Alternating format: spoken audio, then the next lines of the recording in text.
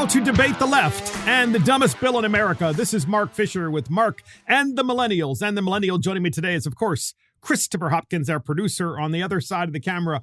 Welcome, everyone, to this episode of Mark and the Millennials.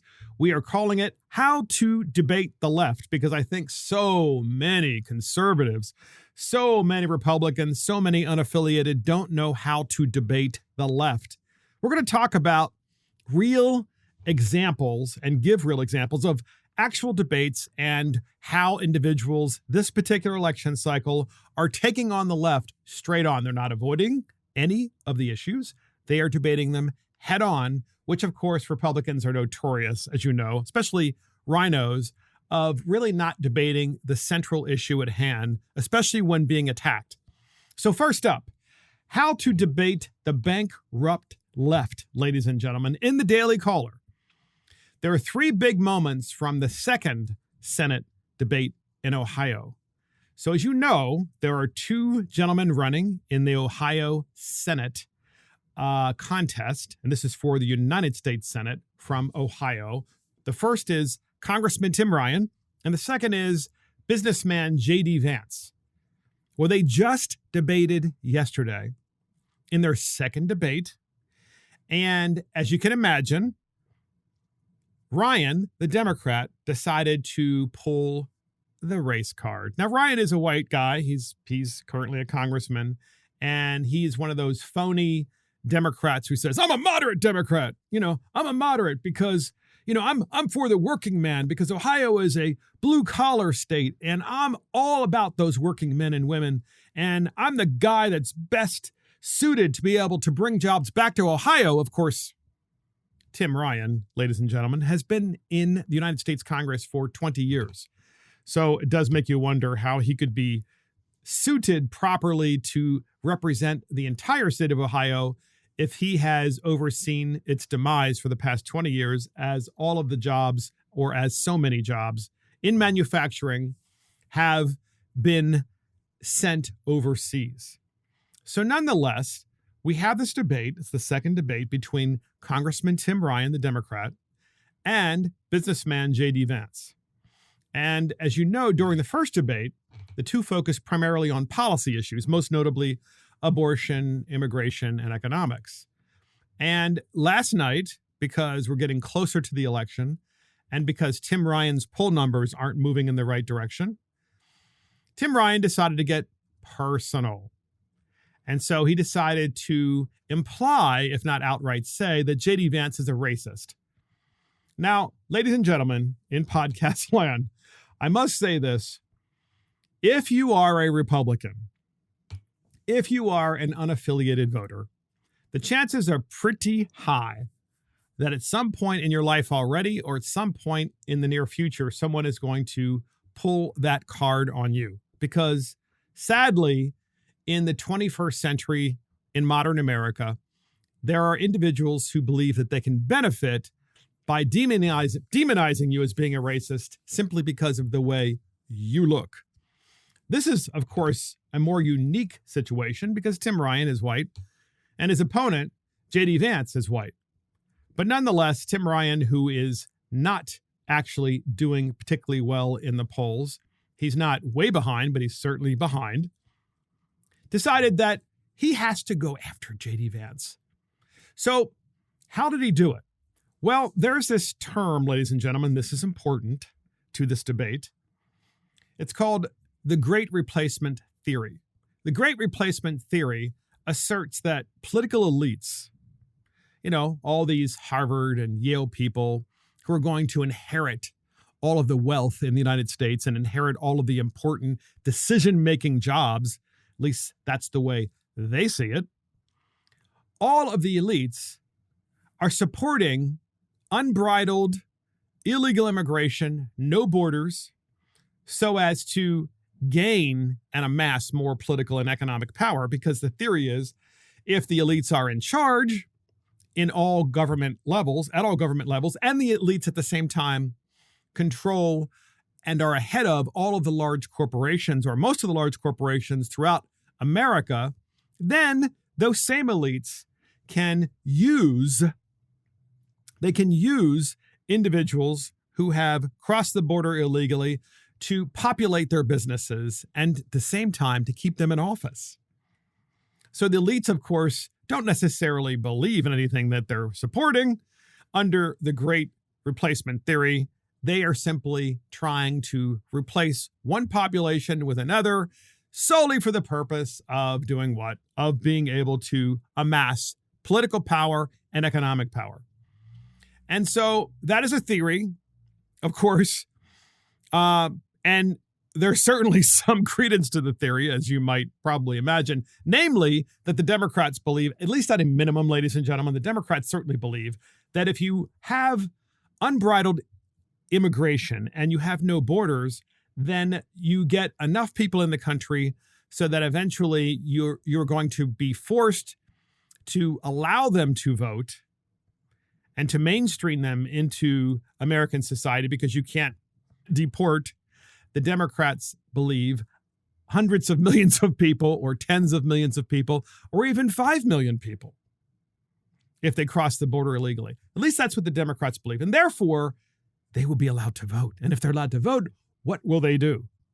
They will, of course, vote Democrat. That is what the Democrats believe because they will garner their vote by making them dependent upon government, these illegal immigrants. At least that's what the Democrats believe. And at the same time, they will, of course, promise American citizenship, in which case fealty to the Democrats will be everlasting by this massive population of people who are present in the United States currently, and they're not even American citizens, and they didn't even come here illegally.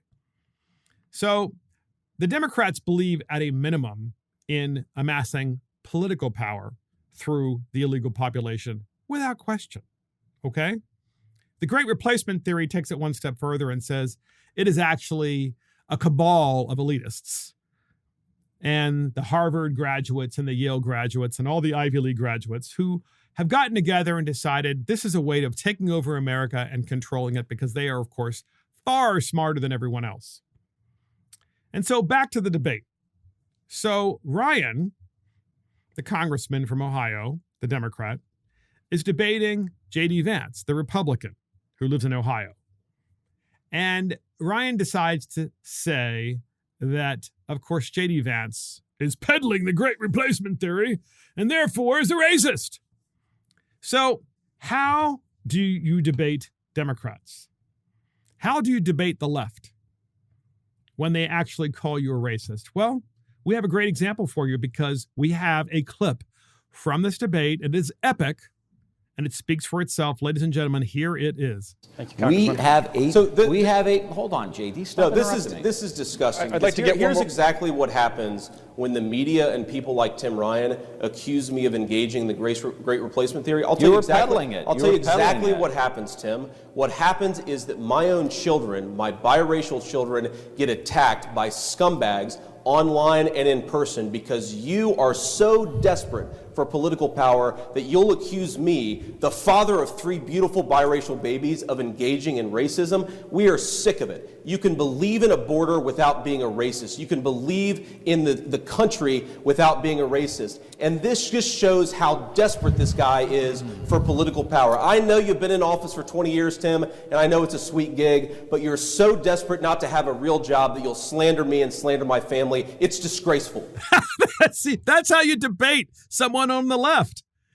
You basically tell them how disgraceful it is to call you a racist. In this particular case, J.D. Vance's children are biracial because I believe his wife is Hispanic. And also, it ought not matter. It ought not matter. If you are a country and you believe that there are rules and laws and that you are a country of laws and a nation of laws, then you should also believe in orderly legal immigration. But of course, Tim Ryan decides he's losing this particular election as of today, and he decides he's going to go after J.D. Vance and call him a racist. And J.D. Vance, of course, comes right at him. So how do you debate the left? You take on the issue that they are claiming that you are, namely, in this case, racist, and you don't let it go. You go right at them. You go right at their jugular with respect to the debate. And you tell them how disgusting they are and how that is actually dividing America into tribes and creating tribalism rather than creating this wonderful country and growing this wonderful country. And of course, Tim Ryan can't really talk about anything other than tribalism because Tim Ryan has been responsible for, in large part, for the decline of Ohio as a manufacturing giant, as a great economy. He's been there for 20 years. And of course, J.D. Vance debates very well by saying, you've been in office for 20 years. You know, you've never actually really had a job other than being in the United States Congress. So ladies and gentlemen, this is important stuff because so many Republicans, and I know that you probably see some of these races across the country where Republicans just are not doing a good job learning how to debate their opponent.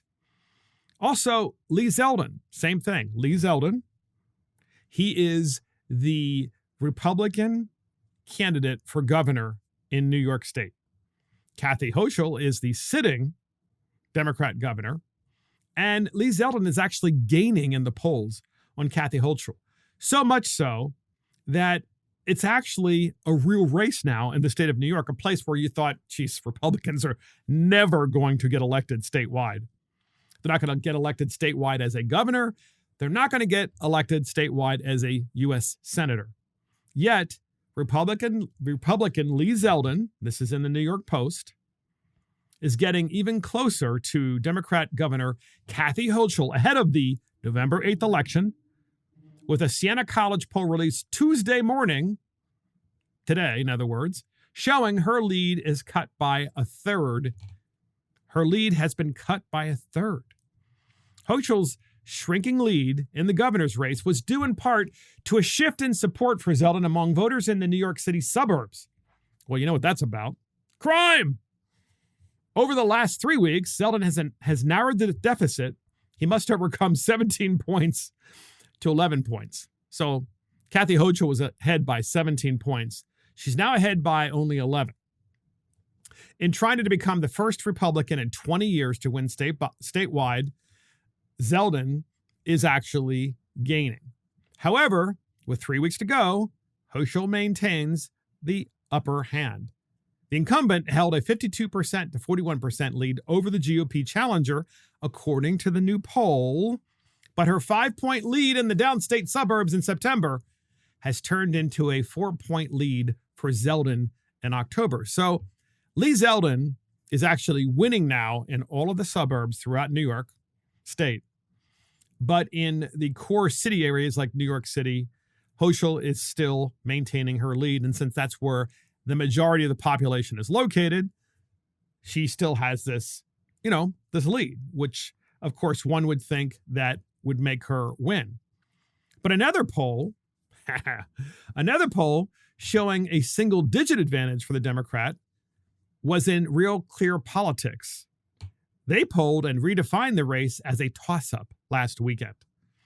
So Real Clear Politics said, well, definitely it's going to be Hochul that's going to win initially, and then they changed it this past weekend and said, well, this race is now a toss-up because we are seeing only a single-digit advantage for the Democrat.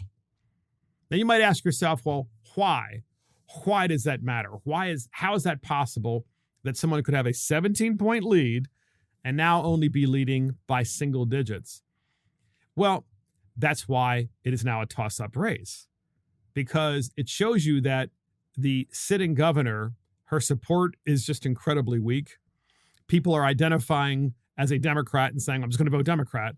But then increasingly, as they begin to focus on the actual election, since it's just a couple of weeks away, they're realizing, maybe, just maybe I should consider someone else, because crime is out of control.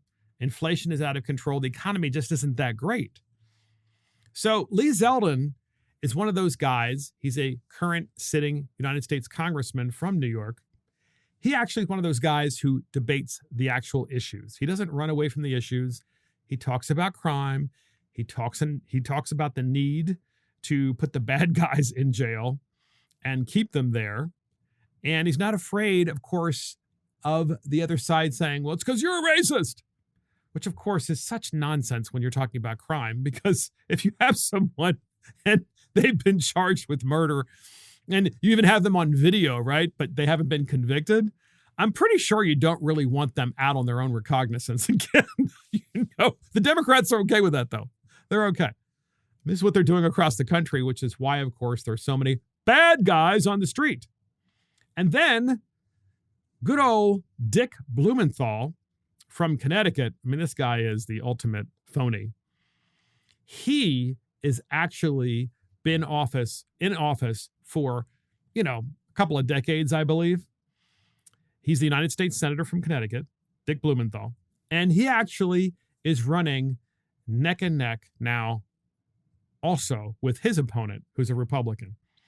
Once again, Real Clear Politics says that Blumenthal's leading by an overall average of 9 points, but that particular race, which in the past a Republican would never have a chance. That particular race actually is possible because now Levy, the Republican, is actually only 5 points behind. Think about that, ladies and gentlemen. 5 points behind. So Richard Blumenthal has 49% in a poll, and Leora Levy has 44%, undecided or 7%. Now, this all assumes that the actual likely voters told you how they are actually going to vote, which I'm not necessarily sure a lot of likely voters are giving that information out. Real Clear Politics, generally speaking, does a reasonably good job with their polling. But ladies and gentlemen, the fact that New York State's governor is actually potentially going to go to a Republican, or there's even a race. The fact that the United States Senator sitting, the Democrat in Connecticut, a far left state, actually could be ousted, demonstrates to you that people are beginning to actually think for themselves. And when people begin to think for themselves, you know what ends up happening? They don't vote for Democrats. They just don't. They just turn off MSNBC and CNN and CBS and ABC and NBC, and I think you'll just be fine after that. So how do you debate the left? Well, you actually need to talk about the issues. So here's a good one. What causes inflation? What causes inflation, ladies and gentlemen? Well, too much money supply into the economy, the federal government spending too much money and therefore printing money and injecting that money into the economy. So you have this artificial demand from government causing far too much spending in the economy and far too much demand by government for goods and services. Then what ends up happening? Well, goods and services become more scarce because government is using a lot of them and crowding out the private sector. As such, any reasonable person would think that in this day and age, our federal government has been spending way too much money and is the primary cause of inflation. Primary cause of inflation, without question they are. And so Peter Doocy, the reporter from Fox News, decided to ask Jean-Pierre in a press conference about inflation. And we have 3 clips on this conversation, ladies and gentlemen.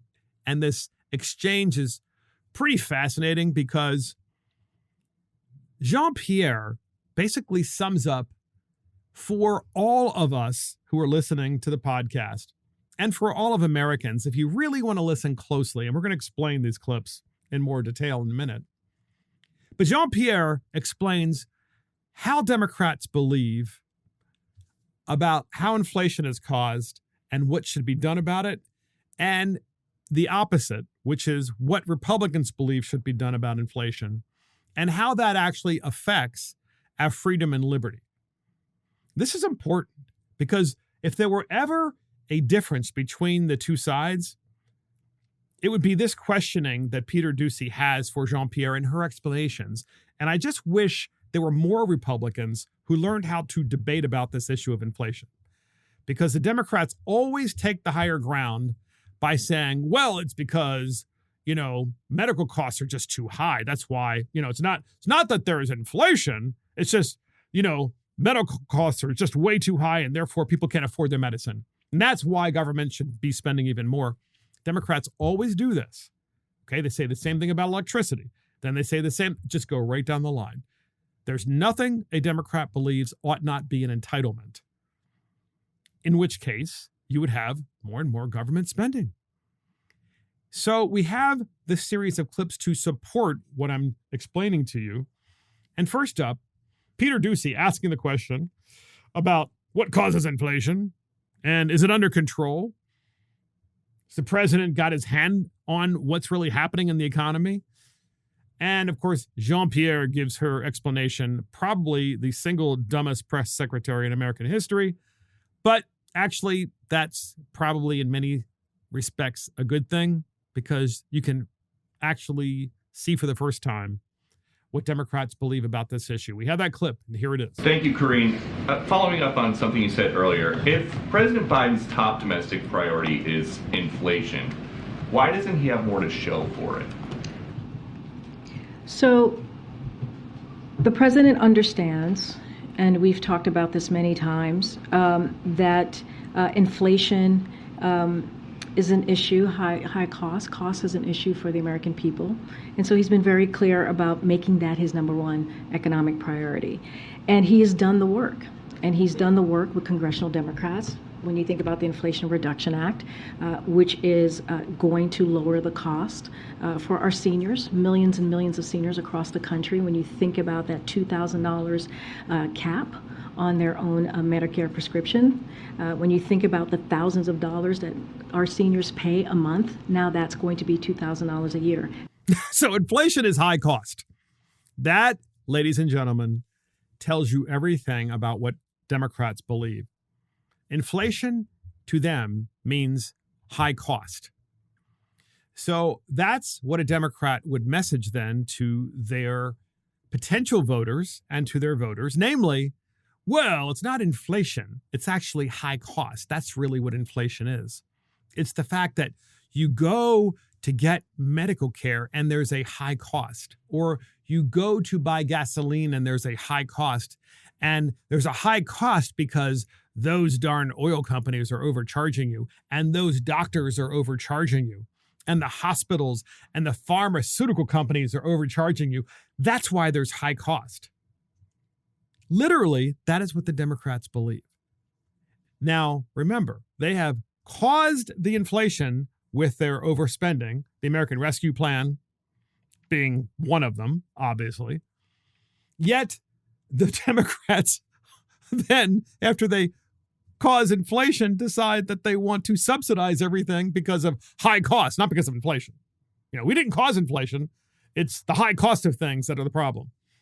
So they don't want you to connect the two. So she has redefined inflation as being high cost. So you're not allowed, of course, to use the word inflation if you're a Democrat. It's high cost. And since there's a high cost, we need to get the government to pay for it for you. There you go. So we have another clip in this series. Republicans are bad. Free markets are bad. Yeah, sure. Yeah. We have that clip. Here it is. And what Republicans want to do is that they want to repeal that very historic piece of legislation that is also going to lower energy costs, that is also going to help fight climate change. They want to get rid of it. So there is a contrast that we are going to make, which is how Republicans are actually going to make things worse, and Democrats want to do the opposite and make things a little easier. I just talked about the hearing aids, which is going to help 30 million Americans across the country. So there you go, right? So Republicans are bad because they don't want to lower the cost of energy. You know, because once again, it's the cost of energy. They don't want to lower the cost of energy. And Republicans are bad because they don't want to assist with spending on climate change. And Republicans are bad because they don't want to lower the cost of hearing aids. Now, ladies and gentlemen, you know as well as I do that when you go to the supermarket, everything's costing more. When you go to the gas station, obviously we know what the deal is there. That's costing a lot more. When you pay your electric bill, it is way up. Everything is actually increasing in price. Everything. prices are increasing. They are increasing because government is crowding out the private sector because it is overspending and injecting far too much money into the economy. But according to Jean-Pierre and the Democrats, it's Republicans that are bad because Republicans don't want to pay for people's new entitlements as defined by the Democrats. For example, Republicans, according to Jean-Pierre, don't want to pay for gasoline. They don't want to pay for your electricity bills. They don't want to pay for climate change. They don't want to pay for your hearing aids. You see where this is going? Just name the thing that Republicans don't want to pay for, and the Democrats will promise you that the Democrats will pay for it. And this is how you collapse an economy, right? You first, of course, create hyperinflation, and then a government decides it's going to start paying for things for people, more and more and more and more different things. And then the economy collapses even more because you have more inflation. And then you collapse the middle class. And once you collapse the middle class, you no longer have a free society. You no longer have liberty. And you, of course, collapse the middle class because you want the middle class collapsed if you are a Democrat, because that's what they do. So we have another clip in this series. Who thinks the president is fighting inflation? We have that clip. Listen, here it is. Who exactly thinks the president is doing a good job on inflation? Because we've got a new poll that finds he receives his lowest job ratings on inflation, net negative 38 points. We understand that there are challenges that are in front of us here in this country. That is why the president has taken action to lower costs. Think about gas prices. You think about healthcare premiums. You think about Medicare, again, beating special interests so that we can lower costs, so Medicare can actually be able to lower costs for senior citizens. When you think about all of these steps that he has taken to make sure that that is happening, Republicans in Congress refuse to be partners with us on this. They refuse to help us. You think about the American Rescue Plan that has helped create an economy that is indeed resilient, and that created jobs. They refuse to help. So there you go. We have good old Jean-Pierre saying it's those Republicans. Things cost more because Republicans aren't voting for bills to spend more money at the federal level to help you pay for the stuff that the Democrats made more expensive. This is literally what's happening. But ladies and gentlemen, this is what Democrats have done throughout history. And of course, they're getting far worse now in the 21st century than they were the last century. But we have the Democrats saying, and Jean-Pierre saying, well, the president's doing a lot to fight inflation. It's cost, first of all. He's trying to lower the cost of medical care and lower the cost at the pump. So, yeah, but he caused them all to go up to begin with. And by lowering the cost, what she means, ladies and gentlemen, what she means is passing new federal legislation that helps you and gives you money from the federal government to help you pay for these things, rather than just having the markets work properly without government crowding them out and having an equilibrium where prices decline. She actually wants you to be dependent upon government. Literally, the entire modus operandi of the modern Democrat Party is to make as many people dependent on at least one government program as possible. Potentially, and hopefully what they would love to do, the Democrats, is to make you dependent on a lot of different programs. Because what then happens? You lose your liberty. You lose your liberty. You're no longer free when you are dependent. You are free, and you are the freest when you are independent, financially independent. When you have a job and you earn a living, you live within your means and you're able to pay for things. You do all the right things except until government decides to spend so much money that they now are making you poorer because of inflation, not because of cost, as Jean-Pierre says. And then that same government is like, well, don't worry. What we're going to do now is we're going to give you a stimulus check to make you dependent. Don't worry, we're going to pay for your hearing aids. And don't worry, we're going to give you some vouchers to help you pay for gasoline. And then before you know it, you're going to constantly be contacting the government. Well, hey, I need more of those vouchers to help me pay for that stuff that you made more expensive. You're now dependent. No longer matters to be an American. Liberty no longer matters. You are completely and utterly dependent upon government. And that is what the Democrats want, ladies and gentlemen. And this is why Republicans need to learn how to debate these issues. Because you have Jean-Pierre saying Republicans don't want to give you these things. When in fact, the issue is, and to be fair, Peter Doocy is not a debater. He's a journalist. But nonetheless, this is what the Democrats are saying nationwide. The Republicans don't want to give you free this, free that, free, even though the cost of things is, high. When a Republican should really say, hey, you know what? We believe in liberty, and we know that people were free under the previous administration when they could actually afford things and they had great jobs, and we didn't have inflation like we have now. And you all have caused that. And to be fair, by the way, podcast listeners, Republicans have caused this too, because under the Trump administration, Republicans voted for some outrageous spending bills as well. And we've talked about a number of different reforms that we could engage upon nationwide in a convention of states to fix that problem, but I digress. So what causes inflation? The Democrats believe it's the cost, it's the high cost. And Republicans believe it's government spending out of control. So next up, podcast listeners, we have an incredibly interesting story. And this ties into today's subject of how to debate the left.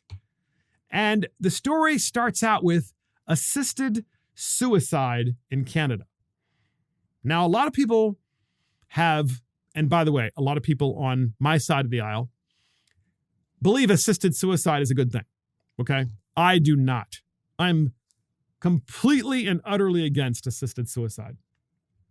And I think that when we talk about this subject in more detail, and we use examples around the world of countries that have assisted suicide programs in place, you will know nothing is good about this program. It ultimately and always goes wrong. So in Canada, Scheduled to Die, the rise of Canada's assisted suicide program. What do you do when you discover your son has made an appointment for his death? On September 7th, Margaret Marcilla called Joshua Tepper, the doctor who planned to kill her son. Marcilla is 46 years old. That's the mom. And she lives outside Toronto with her husband and daughter, who's a nursing student. Marcella had known that her 23-year-old son, Keanu Vifayan, was depressed. He was diabetic, and he had lost his vision in one eye. And he didn't have a job or a girlfriend or much of a future. And Marcella asked her daughter to log on to Keanu's account. Keanu had given his sister access so she could help him with his email. He never shared anything with his mother. What he was thinking, where he was going, and Marcella was scared about that, which is why she wanted her daughter to check his email. That was when Marcella learned that Keanu had applied for, and in late July had been approved for medical assistance in dying, aka assisted suicide in Canada. His death was scheduled for September 22nd.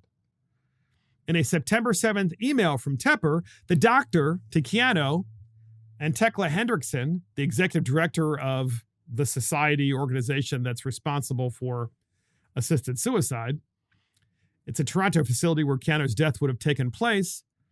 Tepper mapped out the schedule. Hi, he emailed. I am confirming the following timing. Please arrive at 8:30 a.m. I will ask for the nurse at 8:45, and I will start the procedure around 9. The procedure will be completed in a few minutes after it starts. Yuck. The procedure entailed administering 2 drugs, first a coma-inducing agent, then a neuromuscular blocker that would stop Cano's breathing. He would be dead in 5 to 10 minutes. Apparently, Cano wanted to bring a dog with him. In an email to him that same day, Hendrickson said, "Dogs are welcome in the space as long as there is someone there who will be responsible for the dog during the time of the assisted suicide." Marcella, his mom, was terrified. She tried to do everything for her son, but it had been rough for him. She and his dad had gotten divorced when Cano was still a kid. On his 16th birthday, she had given him a BMW. When he was 17, he had been in a bad car accident. He wasn't up to college. He smoked a ton of weed. He'd lived with his dad, then his mom, and now with his sister, and then his aunt. Wherever he went, whatever he did, he was unhappy. Going blind in his left eye this past April was his tipping point. And so, ladies and gentlemen, podcast listeners, the article goes on in great detail. And the bottom line is, this is a perfectly healthy 23-year-old male in Canada where perfectly healthy, where the organization in Canada, which was legalized in Canada, and the doctor said it was okay for this guy to essentially be killed. Because clearly that's what this is. All right? A perfectly healthy man who's 23 years old, going through a rough time, decides, I just want to die and I'm not going to tell anybody about it. It's just between me and my doctor and, Canada, of course. Did they intend to do this? Did they intend for 23-year-olds to be able to kill themselves or to be killed? And this assisted suicide thing, this is not the only place on the planet where this is happening or where this can happen. And these are allegedly very modern, contemporary, thoughtful, and enlightened societies. And I can tell you that in the United States of America, there are some states that want to do this or have done this. By this, I mean implemented assisted suicide, I believe. I'm not really sure. Chris, you should look that up. I know in my own state, I'll speak to that. In my own state, the bill never passed, but they kept bringing it up, and it was a very emotional subject. Some Republicans supported it because they saw a parent get really ill and suffer and so forth. But this is what goes wrong when you pass these bills. Okay? This is exactly what goes wrong. And so the doctor, apparently in this particular case, was confronted by the mom, and the doctor, of course, was exposed as being this idiot who, of course, thought it was okay to put to death a 23-year-old who was perfectly healthy. So you might say to yourself, ladies and gentlemen, why does this matter? It matters because it is principally the left who wants to engage in assisted suicide. And as you can imagine, once you go down that slippery slope, there is no coming back because you're going to continue to add categories. Well, it was just people who were terminally ill. Well, now it's people who were, not just terminally ill, but aren't feeling too good about themselves. But they have to be over 60. Well, now it's people who are under 40 who, don't feel really good about themselves and they've lost vision in one eye and they're unhappy about their lives. Yeah, we can kill them too. It never ends. It never ends. And this subject is directly connected to the abortion subject, and I will explain to you why that is the case. So, in Georgia, we have this debate between Herschel Walker, who's running for the United States Senate, against Pastor Raphael Warnock. And Pastor Raphael Warnock, both gentlemen, by the way, are black. Not that should matter, because it doesn't. But what does matter is one is a black pastor. That matters because you would think that a pastor, by definition, when he's preaching in church, that he would be an individual who would talk about and espouse life. Namely, you would think he would be pro-life, right? He wouldn't want and wouldn't believe in and would certainly encourage people to have children versus to abort them. And so, as you can imagine, in Georgia, you have the left-wing media. These two gentlemen are in a debate.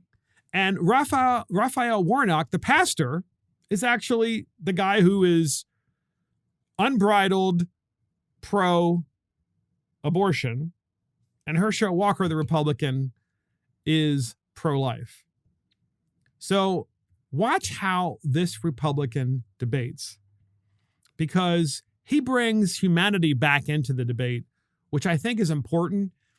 And since the subject matter of this podcast is how do you debate the left, this, I think, is a great example. It is exemplary of one way of doing so, and that is never run away from what you believe.